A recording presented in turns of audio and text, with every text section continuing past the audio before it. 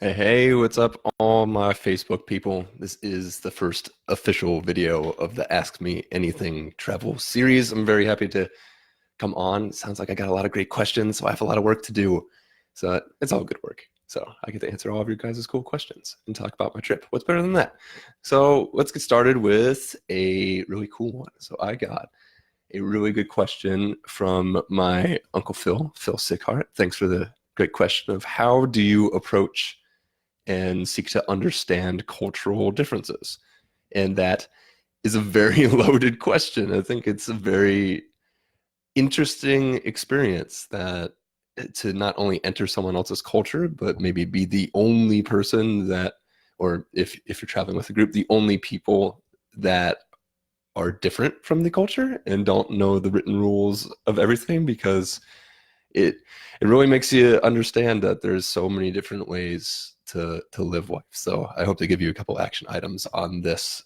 And I know that Phil, you're going to Tokyo soon, and the Japanese, I wish I had been able to go there, and I hope to go there soon. But I've heard that the Japanese have a very interesting culture with a lot of different ways and a lot of similarities to the way we do it. So let's get started.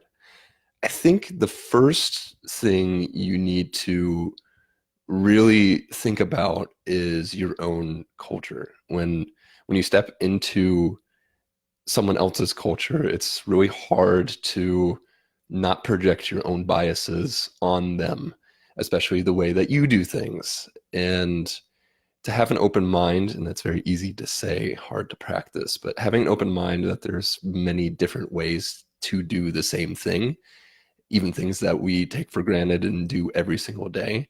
There's a ton of different ways to do every little thing that we do, every little system that we automate normally. And we can we can figure out that there's just different ways to live life. No, I'm stammering now. So going in with an open mind is extremely important. And if you look back on American culture as well, we have a very nuanced culture. There's a lot of small talk. There's a lot of things that we do that we don't quite see. And the worst thing that we can do as Americans is project um, like we think that they're wrong because they don't do it the way that we do it. And let me give you an example. So when when I was in Israel, and a lot of the clashes that come between maybe Middle Eastern people and what we do is because there is a natural um, clash in the culture. They're a little bit more straightforward, especially when talking. And we have a little bit of a nuanced way of speaking. Like we expect a certain way to answer. And I think that my favorite example would be if something goes wrong in someone's life, especially in the Midwest, we we sit there and or we'll say, "I'm sorry to hear that," or "I'm sorry that that happened to you." And when I was in Israel, people were like, "Well, why are you sorry? This isn't your fault." I was like, "Oh, I was just trying to be nice." Like, don't do that. Stop it. So it's just, um, but there's a couple of ways that you could go about that situation. You could say like, "Oh, well, that was kind of rude. I was just trying to be nice," or you can be like, "Oh, well, that's not what they do here. That must be actually kind of foreign to them." And that brings up my next point, which is that you are the foreigner in this case. So you are as equally weird to them as they are to you, and that's okay. That's totally okay. And a part of the way that we can get over that is by being curious, just being super curious about who you're talking to. And of course, you don't want to pepper them with tons of questions and everything, but asking simple questions about how they carry out their day, if you have the luxury of having someone to talk to, can be really beneficial. Or even just, if it's a passing on the street, or if you see something in your subway and the lines are moving differently, or everyone's crowded to the front and there is no line, you can ask somebody, be like, hey, listen, what do I do here? And people are usually able to help out.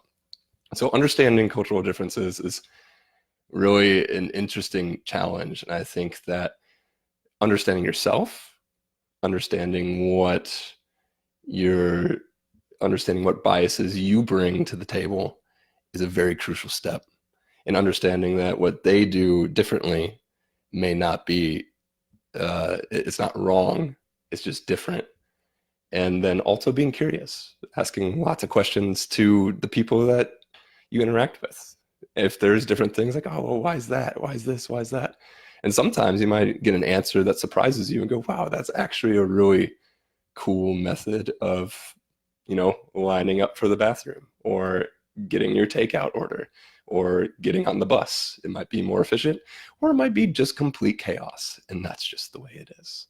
So I guess that's my tips for today. That's one that I think we can talk a lot more about. I think that's a good starting point. But if you guys have any comments or want any other questions explored off that topic, please let me know. I'm just trying to get my legs here too. So I also had a question for all of you guys. If you want these archived on YouTube or something, just so they're easier to find, I'll go ahead and make that channel and post everything to it and keep those questions coming.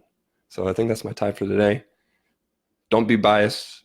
Don't think people are stupid because they do things differently than you, and be extremely curious. Don't be afraid to ask lots of questions. Think about it. If someone asked you what you were doing and why, I would answer them. I don't think I would be insulted. Be like, oh yeah, this is what we do here. And that's just the way it is. So hope you enjoyed this one. Thanks, Uncle Phil, for the great question. Keep the questions coming. I'll see you guys next time. See ya.